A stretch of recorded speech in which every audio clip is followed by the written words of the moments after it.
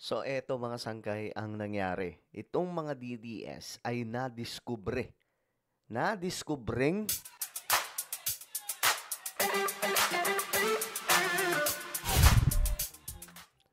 Hello guys, what's up? This is me. I'm back for another vlog today. Kamusta po kayo mga kababayan, mga solid sangkay? Ito pag-usapan lamang po natin itong mga DDS na to.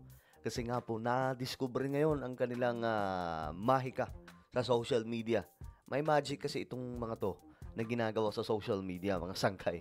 Ngayon, pag-usapan po natin. Anyway, before tayo magsimula, sa mga hindi pa po dyan nakakapag-subscribe sa ating YouTube channel, tayo na po ay nakarating sa 1.59 million subscribers.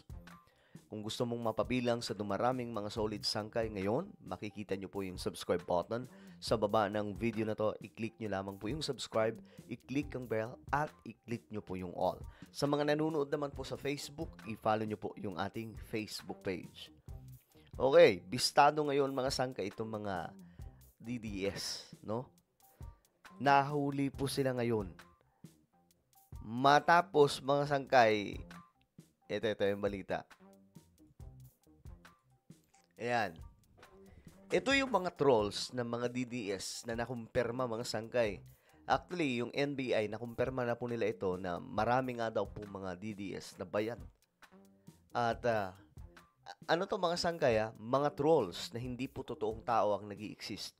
May siguro ilang tao lamang po may hawak niyan mga sangkay pero ang dami po nila. Ang daming accounts na ginagamit. Ito po yun mga sangkay. Kagaya po nito. Ayan.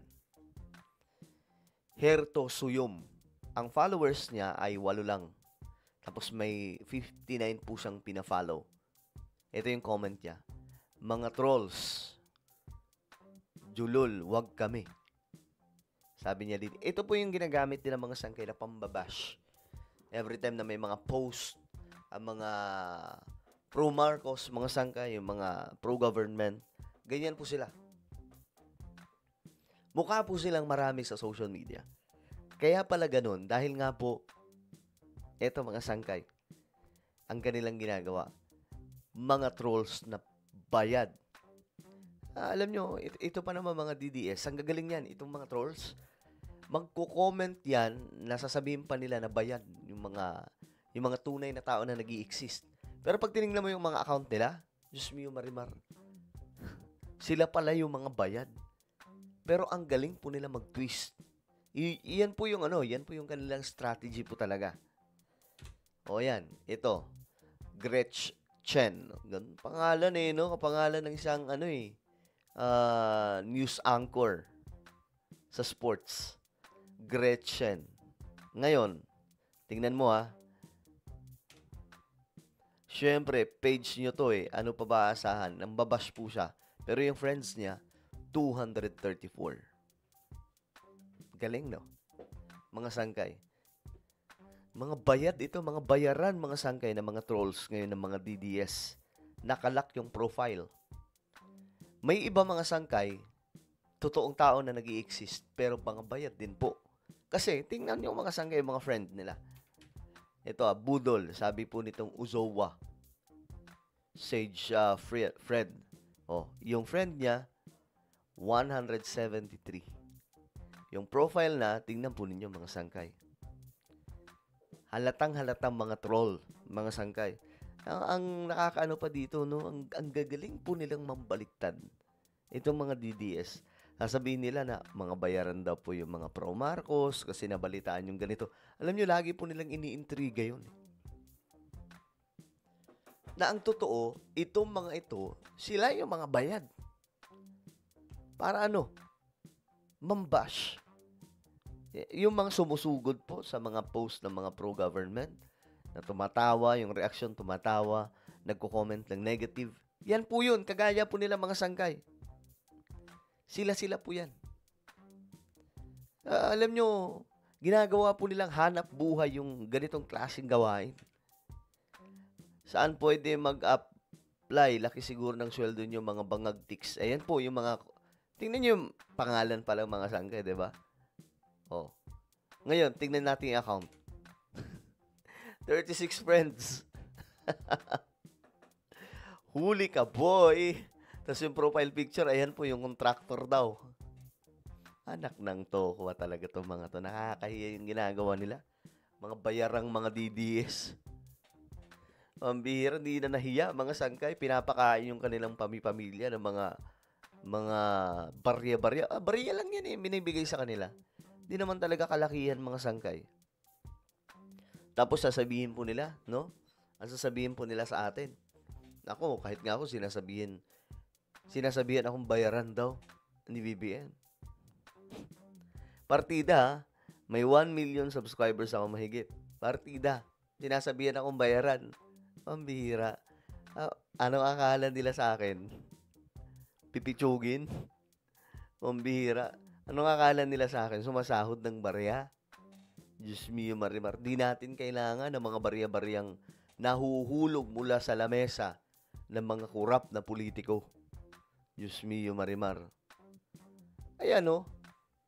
Baliktad yung kanilang sinasabi. Yan. Ang gagaling nila baliktad eh. O, kita nyo mga sangkay. Huli. Bistado itong mga lokong to. O, ito. Bangag at Kawatan. Pangalan, Shita. Tingnan natin yung account. May pangalan pa. Mayroon pang mayroon pang Bible verse. Anak ng tipaklong, di na nahiya, ang kapal ng mukha. 57 friends. Nakalak pa yung profile. Ang bihira to, mga siraulong to. Ito pa. Naniniwala naman kayo dyan. Tingnan natin yung account. 17 friends. 17 friends. My goodness. Iba po talaga ngayon yung mga galawan nila, mga sangkay. Kaya nga po, alam nyo, di ba, may mga rally. Yung mga rally nila, wala gaanong pumapatos. Bakit? Sa social media sila maingay eh. Ang problema, hindi naman lahat ng yun totoong tao. Kasi yung iba doon, mga sangkay, ginagamitan lang po nila ng yung marami pong cellphone na ginagamit para po, kunwari marami sila. Ganyan po sila mga sangkay. Ganyan po magpaandar ng mga trolls. Nagbabayad din po sila ng mga individual, gumawa ng mga sariling account na mababa lamang po ang friends at nakalak. At wala po silang ibang gagawin doon, kundi mag-comment ng mga negatibo. Yan yung kanilang ginagawa, mga sangkay. Kung ikaw kalaban sa mga Duterte sa halalan, kahit 50/10 ang pustahan, hindi ka mananalo, bangag. Tingnan natin yung account. 604 friends. Kita nyo, mga sangkay. Huli, mga friend. Ito, Dodong 6 Galingan nyo pa, kulang pa yan. Dapat may video. Hindi picture-picture lang. Tanga. Yung friends, 66. Walang kahit anong post. Wala lang, mga sangkay. Pang-komento lang po nila yan. Kaya ngayong mga rally nila, nilalangaw. Diba ilang beses na po nagpatawag itong mga DDS? Walang nangyayari. Pagdating sa rally, people power nila. Paano pupunta doon yung mga trolls? Diba? Paano makakapunta doon yung mga account sa social media na hindi naman tunay na nag-i-exist na tao? Na ang may-ari niyan, iisang tao lang, maraming account. Diba? Kaya kakaunti lamang po talaga sila. Hindi po organic eh. Ang bihira. Well, ayan po, mga sangkay. Ang gagaling nila mambaliktad, sila palang gumagawa, diba? Ano po ang inyong opinion? Comment down below. Mayroon po tayong YouTube channel, Sangkay Revelation. Hanapin nyo po ito ngayon sa YouTube. Kapag nakita nyo na, i-click nyo po yung subscribe, i-click ang bell, at i-click nyo po yung all. Ako na po ay magpapaalam. Mag-ingat po ang lahat. God bless everyone.